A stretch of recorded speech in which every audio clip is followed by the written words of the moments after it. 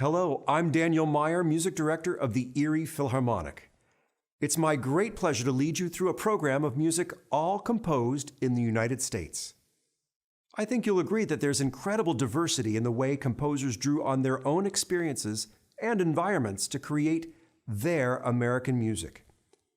Somehow, there's a thread of innovation and confidence and enthusiasm that makes this music sound as if it could have only been written right here in the New World. I want to thank our friends at WQLN PBS for partnering with the Erie Philharmonic to produce these concerts. And a big thank you to Edinburgh University for hosting us on their campus in Cole Auditorium. Let's get started with David Diamond. Diamond was born in Rochester, New York, and grew up studying music at some of our finest conservatories, including the Cleveland Institute of Music and the Eastman School in Rochester. He was one of a generation of American composers who valiantly held on to recognizable melody and harmony in formulas that would have been understood by earlier composers such as Dvorak and Tchaikovsky. Diamond was not interested in the avant-garde or making music so complex that it required a matrix to unpack its notes. He wanted to be understood in an era when it wasn't entirely fashionable to be understood. You are about to hear Diamond's most frequently performed work, called Rounds, written in 1944. Rounds was commissioned by music director of the Minneapolis Symphony, Dmitri Mitropoulos, who quipped, "Most of the difficult music I play is distressing. Make me happy." Diamond's music indeed made Mitropoulos happy, and it became a hit. Rounds was performed by leading conductors of the day, including the great Aaron Copland. Copland even admitted, "Oh, I wish I had written that piece. It really works for the audience very well." Here now is our performance of the beginning of David Diamond's Rounds.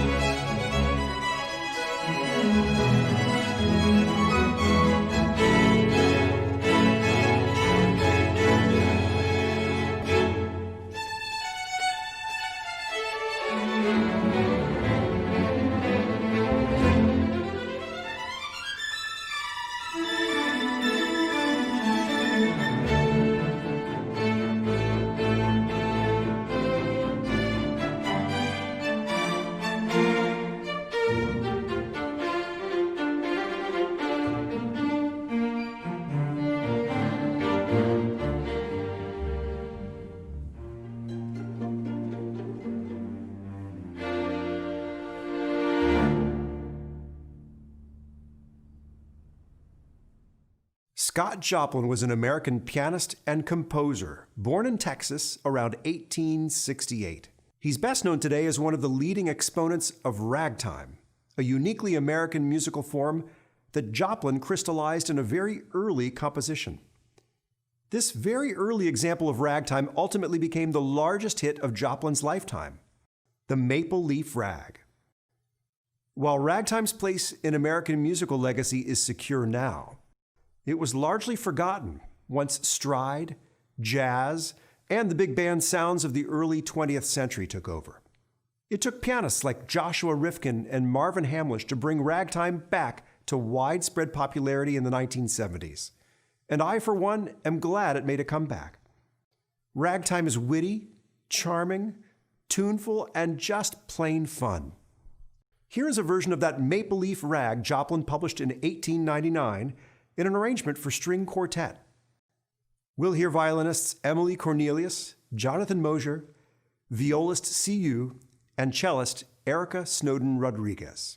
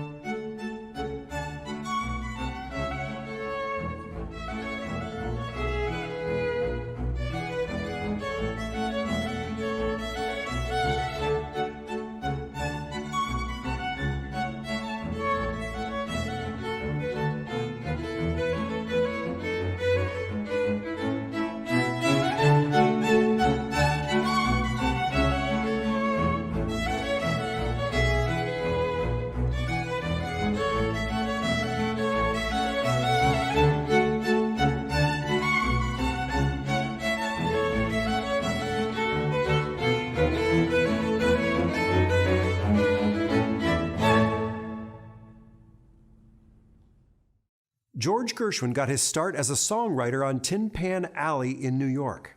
The long hours hunched over a piano keyboard, churning out tune after tune, made Gershwin an expert at crafting melodies in a compact, easily digestible format.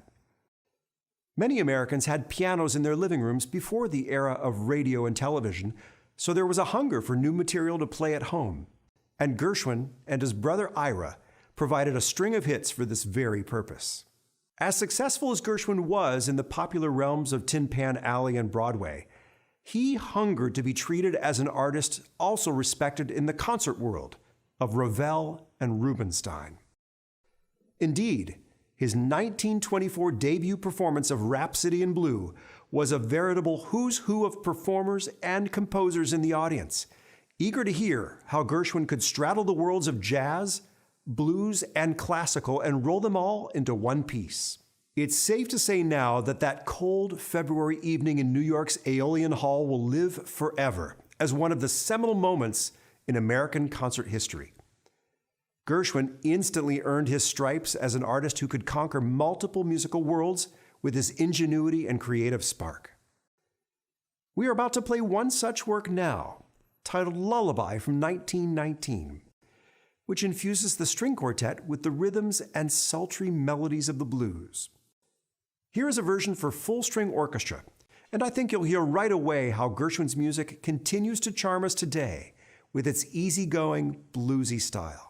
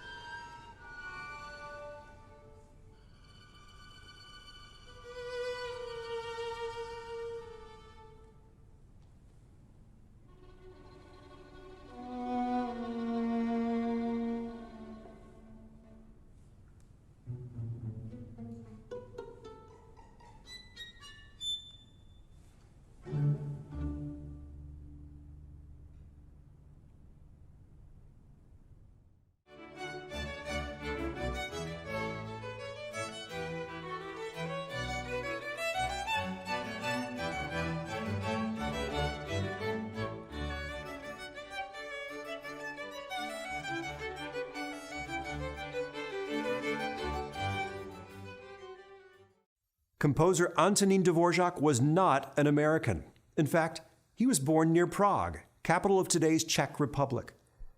But Dvořák's contribution to American music is important, particularly through the music he wrote while he was an honored guest of New York City, serving as the head of the National Conservatory of Music from 1892 to 1895. Dvořák encouraged American composers to make their music distinct from that of their European counterparts.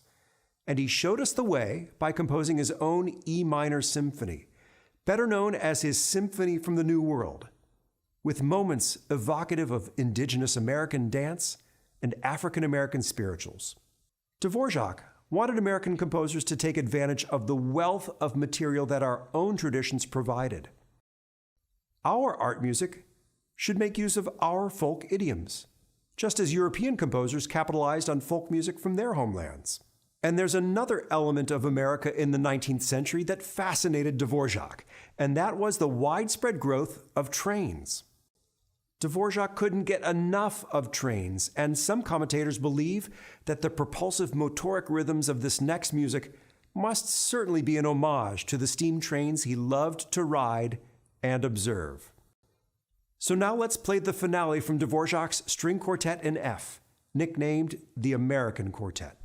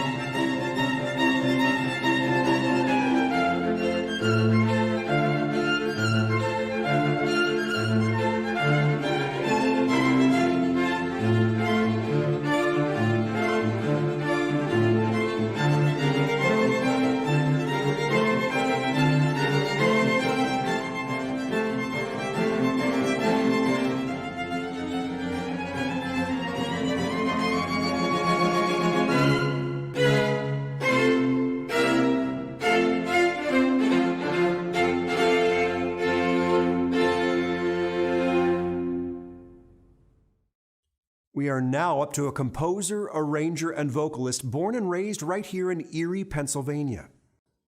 Henry Thacker Burleigh was born in 1866 and would eventually come to be known as Harry T. Burleigh. One of the most important figures in American music, Burleigh was recognized through his talent as a singer, as well as a composer of art songs and an arranger of spirituals.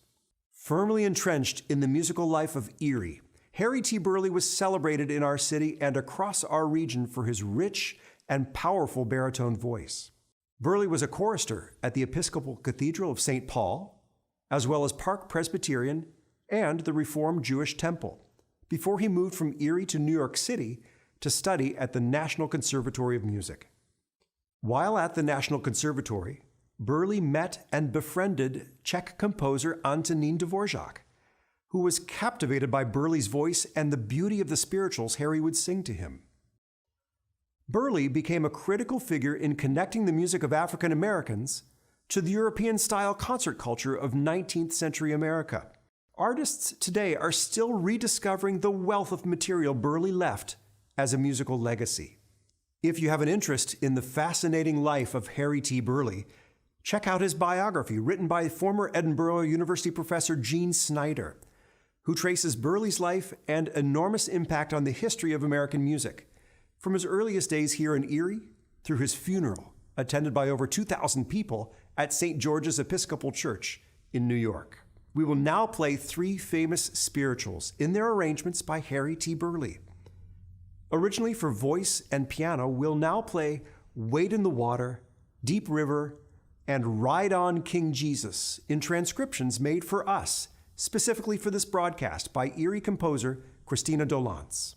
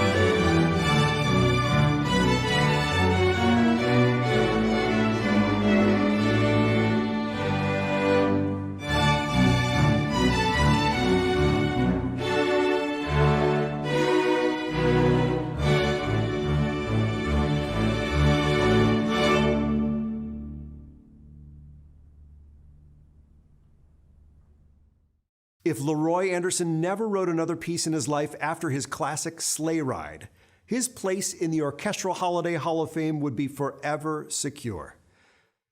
Okay, I'm not sure if such a Hall of Fame actually exists, but in any case, Leroy Anderson wrote scores of classics, all designed to charm audiences of the Boston Pops, under the baton of its famed conductor, Arthur Fiedler.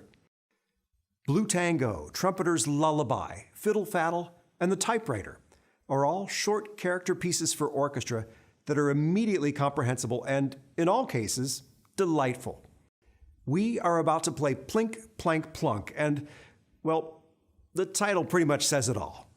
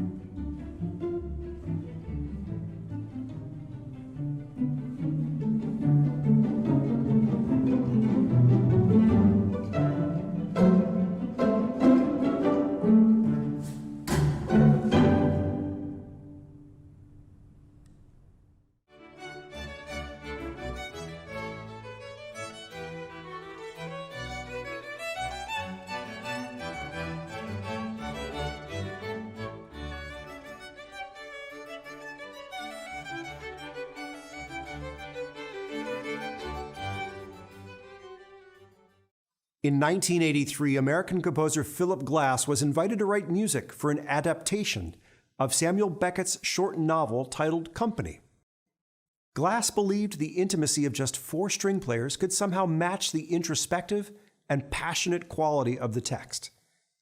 What he later realized is that the 4 short movements he wrote to go along with Beckett's words were actually so unified that they could be combined to create a piece all on its own. And this piece would become his String Quartet No. 2. Here are the principal players of the Erie Philharmonic Strings, performing this music originally designed for company and ultimately becoming his String Quartet No. 2.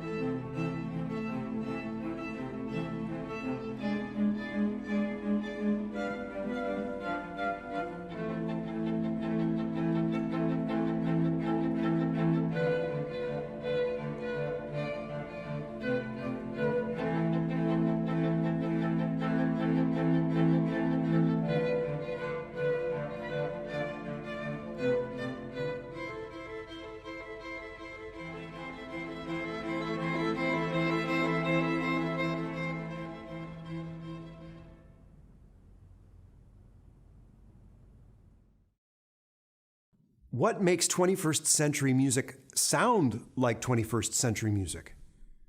Composers today are drawing inspiration from everywhere, and in some cases, the sounds of the world around us provide the very noises that make up our music. In our next piece, Philadelphia-based composer Jennifer Higdon replicates the whirs, blips, and ticks of modern machinery. I can't even imagine a piece like this emerging from Mozart's era. This is clearly a product of a time where computers and automation rule the day. The piece is aptly titled Machina Rachis, and it's the final movement from a suite for string orchestra called Dance Card. One of the things I admire most about Jennifer Higdon's music is that it cannot be easily pegged. While she has a great sense of instrumental color, writes vibrant rhythms, and has a flair for combining musical ideas in fascinating ways, her music is not all like Machina Rachis. Some works are pastoral, slowly unfolding, deeply emotional, and elegiac. But here, we have the music of machinery, and what a fun ride it is.